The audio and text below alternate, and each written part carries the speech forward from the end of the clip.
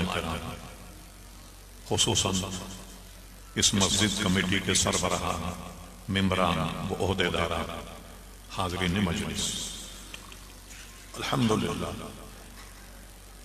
اس مسجد کا سنگ بنیاد رکھنے کے لیے بھی میں یہاں حاضر ہوا، اور اب افتتاحی تقریب میں ہمارے ابراہیم غازی صاحب اور مولانا خلیلی صاحب تشریف لائے کہ آپ کو آنا ہے اور افتتاحی تقریب سے، بلکہ اس مسجد کا افتتاح آپ کو کرنا ہے۔ میں 2 سال سے مکمل بستر پر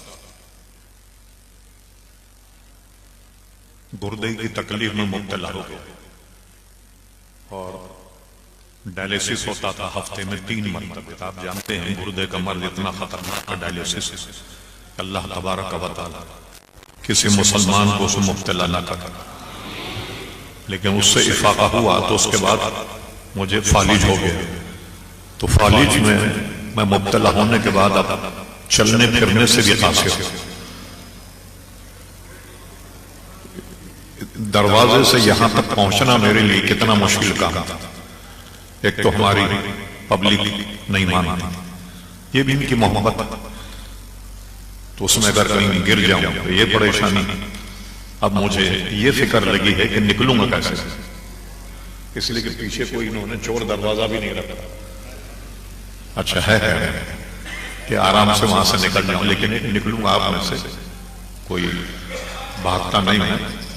جس وقت صحت تھی اس وقت پرانی مسجد میں بھی میں حاضر ہوا، اور کئی بھرپور جلسے اس مسجد میں کیے، اور یہاں روڈوں پر بھی جلسے کیے۔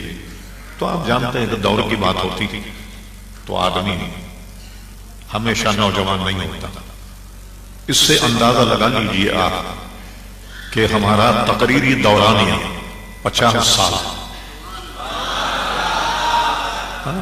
بقول مرزا غالب کے کہ نصف صدی کا قصہ ہے، 2-4 برس کی بات نہیں۔ تو نصف صدی سے جو آدمی بول رہا تو وہ کب تک بولتا رہا؟ سدا بہار تو کوئی ہوتا نہیں۔ تو اب مجھ سے تقریر بھی نہیں ہوتی، چلا پھرا نہیں جاتا، آواز جواب دے گئی، آساد جواب دے گئے کمزوری سے۔ تو اب نوجوانوں کا دور ہے جن کو آپ دیکھ رہے ہیں، انشاءاللہ بھی ہمارا بچہ ہے عبدالحق، وہ بھی انشاءاللہ اس نے ہمارے سارے جلسے سنبھال لیے، اور شاید ان قریب وہ بھی اب انشاءاللہ پہنچنے والا، اور اس کی بھی تقریر ہوگی، اور بھی یہاں علماء کرام خطاب کریں گے۔ یہ اتنی بات میں کہہ دوں کہ کسی محلے میں مسجد کا ہونا یہ اللہ تبارک و تعالیٰ کی بہت بڑی نعمت ہے کہ نماز باجماعت آدمی کو نصیب ہو جائے۔ ہمارے امام اعظم ابو حنیفہ رضی اللہ عنہ کا مذہب یہ ہے کہ قرآن میں ہے وَرْكَعُوا مَعَ الرَّاكِعِينَ، رکوع کرو ساتھ رکوع کرنے والوں۔ نماز باجماعت پڑھنا یہ واجب ہے۔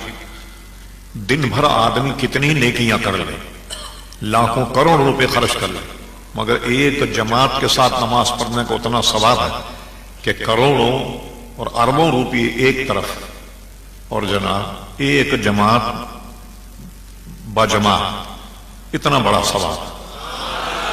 اور میں عرض کروں آپ سے، یہ بتایا میں نے کہ مجھ سے تقریر نہیں ہو رہی، لیکن جتنی آواز ساتھ دے رہے ہیں تو اس کی اہمیت بتانے کے لیے میں عرض کرتا ہوں آپ کو کہ نماز کا دورانیہ یہ اتنا قیمتی ہے جس کا آپ اندازہ نہیں لگا سکتے۔ ایک مسئلہ بھی ہے، وہ بھی آپ یاد رکھیں، عموماً ہم سے غلطی ہو جاتی۔ اگر جماعت رکوع میں ہے ہم کیا کرتے ہیں؟ اور اللہ اکبر کہہ کے رکوع میں چلے جاتے ہیں۔ نہیں، پہلے کھڑے اللہ اکبر، یہ تکبیر تحریم باندھی، اب رکوع کریں اللہ اکبر، تب رکعت ملے گی۔ اچھا، عموماً سجدے میں جب جماعت ہو تو ہم کیا کرتے ہیں؟ کھڑے ہو کر ذرا سر کھجا، ذرا ٹوپی صحیح کرتے ہیں تاکہ امام ذرا کھڑا ہو جائے۔ فالتو وقت کیوں لگایا جائے؟ نماز میں رکعت تو ملنی نہیں۔ یا داڑھی جھاڑتے ہیں، کپڑے صحیح کرتے ہیں، وضو کا پانی صاف کرتے ہیں تاکہ امام کھڑا ہو جائے۔ علماء نے سخت منع کی، ایک گھڑی بھی سجدے کی مل جائے باجماعت اس کو مت چھوڑیے، چاہے ایک ہی مرتبہ سبحان ربی الاعلیٰ کہنے کو ملے اس کو اختیار کریں، اور جیسے ہی جماعت ہو فوراً آپ سجدے میں جائیں۔ علماء نے بڑی پیاری بات لکھی کہ سجدے کو اس لیے نہیں چھوڑو، تمہیں کیا پتا کہ تمہاری نجات کون سے سجدے میں ہوتا، اس سجدے میں تمہاری نجات، اور تم نے وہ سجدہ چھوڑ دیا۔ اس سے انداز لگائیے کہ نماز کا دورانی اب کتنا قیمتی، اور مسجد کا ثواب سبحان اللہ۔ مشکاۃ شریف کتاب الصلاۃ میں حدیث ہے یہ کہ ایک مرتبہ حضور علیہ السلام تاخیر سے تشریف لائے تو صحابہ سے پوچھا کیا تم نے نماز پڑھ لی؟ وہ صحابہ کرام اس زمانے میں، اب تو دور بدل گیا، خواتین بھی آیا کرتی ابتدائی اسلام کے زمانے، بعد میں حضرت فاروق اعظم نے ان کی ممانعت کر دی، تو وہ اپنی نمازیں پڑھ کے چلی گئی۔ محنت مزدوری کرنے والے جو لوگ تھے تھکے ماندے وہ چلے گئے، مگر ایک جماعت بیٹھی رہی، کہا حضور ہم آپ کا انتظار کر رہے ہیں، جماعت کے ساتھ پڑھیں۔ اس وقت حضور نے یہ بات ارشاد فرمائی، میرے غلاموں، اللہ تعالیٰ نے نماز کے انتظار کو بھی نماز بنا دیا۔ اگر آپ 1:30 بجے جماعت 1 بجے آن کر مسجد میں بیٹھ جائیں اور گھڑی دیکھیں گے بھائی 1:30 بجے جماعت کھڑی ہوگی، جتنے دیر آپ مسجد میں انتظار کریں گے نماز کا تو آپ حالت نماز میں، اور یہ نعمت بغیر مسجد کے آپ کو ہاتھ نہیں آئے گی۔ تو یہ مسجد کا ہونا محلے میں یہ بہت بڑی نعمت ہے۔ اور ایک افسوسناک پہلو یہ ہے، اس پہ آپ غور کریں، یہاں جاندیدہ حضرات موجود ہیں بزرگان دین جن کو میں جانتا بھی ہوں یا کسی کو پہلی دفعہ میں نے دیکھا، کہ ہمارے یہاں کیا ایک لعنت ہے یوں سمجھ لیں کہ اگر کسی بہت بڑے بنگلے کے برابر میں اگر مسجد ہو تو اس کے دام کم ہو جاتے ہیں کہ بھائی یہ مسجد کے برابر میں مکان ہے، کیونکہ ٹی وی نہیں بجا سکتے، پھر گانے نہیں بجائیں، کوئی نہ کوئی نمازی آئے گا بھائی یہ کیا کر رہے تم، مسجد میں آواز آ رہی، آزادی ختم ہو جائے گی آپ کی۔ اگر 1 کروڑ کا بنگلہ ہوگا تو 50 لاکھ میں ملے گا، 50 لاکھ کم ہو جائیں گے اس کے۔ اور یہاں کہیں بھی کسی بھی جگہ چلے جائیں آپ، اگر برابر میں مسجد ہے تو مکان کی قیمت کم ہو جائے گی۔ یہ ایک مصیبت ہے مسلمانوں پر، ہمارے موجود ذہن کی بات بتا رہا ہوں، ورنہ کتنی بڑی نعمت کہ آپ وضو کر کے گھر سے نکلیں اور چلے جائیں مسجد میں نماز باجماعت پڑھیں، یہ کیسی نعمت۔ اور آپ دوسری آبادیوں میں جائیں، کتنی کتنی دور لوگ جا کر کے جماعت حاصل کرتے ہیں۔ اچھا چلو یہ تو ہمارا دیسی معاشرہ ہے، یہ الحمدللہ آبادی میں مسجدیں ہیں۔ میں نے باہر دیکھا امریکہ یورپ وغیرہ میں، وہاں منٹ کا حساب لگاتے ہیں کہ بھئی مسجد کتنی دور ہے، کبھی 5 منٹ کا فاصلہ ہے، وہ میل نہیں ناپتے، تو بڑی بڑی دور سے بالکل بلا مبالغہ، جیسے یہاں سے لانڈی اور کورنگ اتنی دور مسجد ہے رہائشی علاقوں سے۔ ظاہر انگریزوں کا ملک ہے، مسجد تو بنا نہیں سکتے، تو اتنی دور جاتے ہیں ڈرائیونگ کر کے، وہاں نماز فجر پڑھتے ہیں یا ظہر پڑھتے ہیں، عصر پڑھتے ہیں۔ یہ تو الحمدللہ ہمارے دیسی معاشرے میں ہر محلے میں مسجد، اس کے باوجود ہم جماعت سے محروم ہیں، یہ بہت بڑی بدقسمتی، یہ بہت بڑی اللہ کی رحمت اور نعمت کہ محلے میں مسجد کا ہونا۔ اور جنہوں نے اس میں تعاون کیا ہے، جب تک ان کی اینٹ مسجد میں لگی ہوگی اس وقت تک ان کو ثواب ملتا رہا، اور ثواب بھی کیسا ملتا ہے؟ حدیث شریف میں کہ جو تم نے اللہ کے راستے میں صدقہ دیا تو اللہ تعالیٰ تمہارے اس صدقے کو پالتا ہے۔ کیسے پالتا ہے؟ ہمارے عقلوں کو اور ذہنوں کو سمجھانے کے لیے فرما، جیسے تمہارے ہاں بھینس اگر بچہ دے تم اسے پالتے ہو، وہ 1 سال کا ہو جائے پوری بھینس بن جائے گا یا پورا بھینسا بن جائے گا۔ گائے نے بچہ دیا 1 سال یا 2 سال میں وہ جناب پورا بیل بن جائے گا، گائے بن جائے گی۔ تو تمہارا صدقہ اللہ تعالیٰ اس طرح پالتا ہے، جب قیامت میں تمہیں دیا جائے گا اس کا عوض، تم کو اللہ تعالیٰ میں نے اتنا بڑا کام تو کبھی دنیا میں کیا نہیں، تو فرمایا جائے گا بندے فلاں موقع پر جو تو نے 1 روپیہ دیا تھا مسجد میں، آج ہم نے اس کو پال کر پہاڑ کے برابر بنا دیا۔ تو یہ اگر کسی صاحب نے مسجد کا کام کیا ہے نا، ابراہیم غازی ہوں یا کوئی اور صاحب، ان کا کمال نہیں، یہ تو اللہ تبارک و تعالیٰ کی مہربانی ہے کہ اپنے کام کے لیے جس کا بھی انتخاب کر لے، یہ ان کی خوش قسمتی کہ اللہ تعالیٰ نے یہ کام ان کے ہاتھوں سے لیا۔ تو اور حدیث شریف میں ہے کہ صدقہ دینے والا جو ہے وہ بھی اتنا ہی مستحق ہے کہ جتنا اس کو ترغیب دلانے والا۔ کوئی جائے کہ بھئی مسجد تعمیر ہو رہی، آپ چندہ دیجیے، اس نے دیا، اس نے نہیں دیا لیکن یہ بھی اس میں شریک ہو گیا، اسے بھی پورا ثواب ملے گا۔ فرمایا کہ 100 ہاتھوں سے بھی اگر ہوتا ہوا آئے اسے ثواب ملے گا جس کا وہ پیسہ ہے۔ اور یہ تو الحمدللہ آپ کو اچھے لوگ مل گئے جنہوں نے مسجد بنا لی، ورنہ ہم عموماً کہیں سنگ بنیاد رکھنے جاتے ہیں تو بڑے تماشے ہم نے دیکھے۔ ایک بھینس کالونی میں ایک بلڈر نے ایک جگہ دی، وہ ہمیں افتتاح کے لیے لے گئے، مجمع بیٹھا ہوا تھا، ہم نے کیا کیا کہ کہا بھئی یہ مسجد کی تعمیر میں کوئی چندہ دو، بہت معذرت کے ساتھ ایک صاحب کھڑے ہوئے، انہوں نے کہا جی 100 روپے، میں نے کہا بھائی دو، لے لیے۔ اچھا اگر پیسے جیب میں نہیں تو نام لکھ لیں، بڑی معذرت۔ ایک چودھری صاحب کھڑے ہوئے، کہنے 30,000 میری طرف سے، میں نے کہا لکھو بھائی، میں کہ 30,000۔ مولانا کے جوتے پھٹ گئے مگر اس نے 30,000 نہیں دیے۔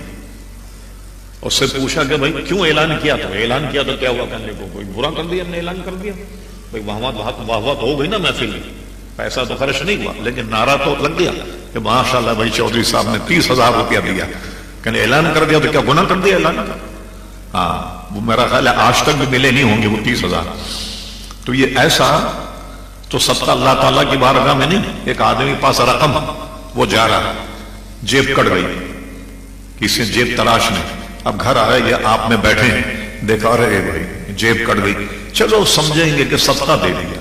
اچھا ایسا ادھار صدقہ قبول ہوتا ہے اللہ تعالیٰ کے یہاں کہ جیب کٹ گئی تو دل کو بہلانے کے لیے غالب یہ خیال اچھا کہ چلو سمجھیں کسی مسجد میں دے دیا تھا، ایسا ادھار نہیں۔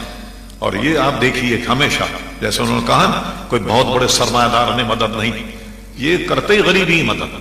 ہاں، ایک ایک روپیہ لے کر، اور جناب یہ اللہ تبارک و تعالیٰ اس قطرے قطرے کو دریا بنا دیتا ہے۔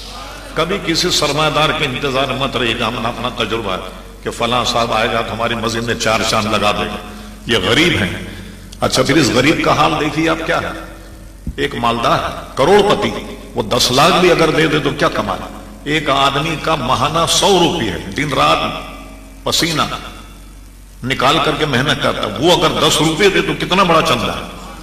ہاں، اس میں وہ برکت ہے جو 10-20 لاکھ روپے میں نہیں ہوگی۔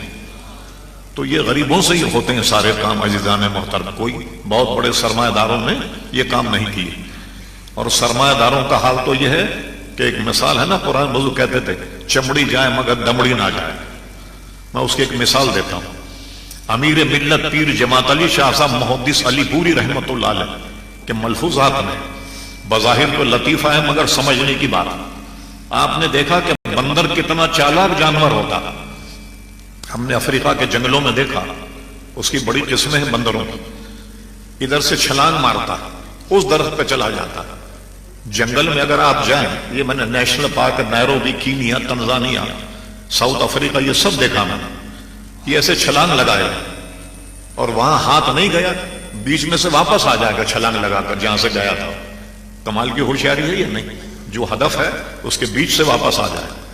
تو امیر ملت پیر جماعت علی شاہ صاحب سے کسی نے پوچھا کہ بندر پکڑا کیسے جاتا ہے اتنا ہوشیار جانور؟ ارے ان کا صاحب اس کے پکڑنے کا تو اتنا آسان طریقہ ہے کہ چڑیا بھی مشکل سے پکڑی جاتی ہے، ہاں بندر تو بہت آسانی سے پکڑا جاتا ہے۔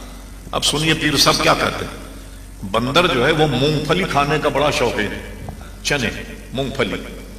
آپ انڈیا میں سفر کریں، میں نے سفر کیا، بس اسٹاپ پر بچے کھڑے ہیں، وہ چیز کھاتے ہوتے بندر چھین کر بھاگ جاتا، گھروں میں گھس کر کے روٹی سالہ یہ سب کھا کے بھاگ جاتا، بہت ہوشیار، بڑا ہوشیار بندر ہوتا۔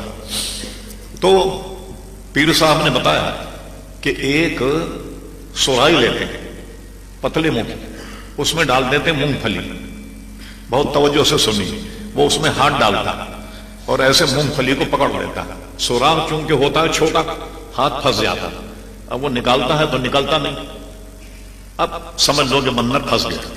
اب جائیے اس کے پیر باندھیے، ہاتھ باندھیے، گلے میں اس کے پھندا باندھے اور سورائی توڑے، لیجیے بندر مل گیا، پکڑ لیا اپنے آرام سے۔ تو پیر صاحب کہتے ہیں سرمایہ دار کا بھی حال یہ ہے کہ مر جائے گا مٹھی نہیں کھولے گا، جیسے بندر مٹھی لے کے بیٹھا ہوتا ہے پکڑا جائے گا، مگر سرمایہ دار بھی نہیں چھوڑتا، مٹھی نہیں دے گا اللہ تعالیٰ کے راستے میں، مر جائے گا نہیں دے گا۔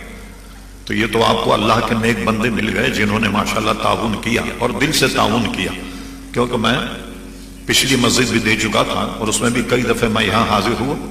اللہ تبارک و تعالیٰ سے دعا، جن جن حضرات نے جو جو اس میں دیا، مالی کریم اپنے دربار میں اسے قبول فرما، اور ان کے خلوص کو مولا کریم اپنے کرم سے ان کے دیے ہوئے مال کو تیرے حبیب کے وعدے کے مطابق کل قیامت میں سے اتنا بڑا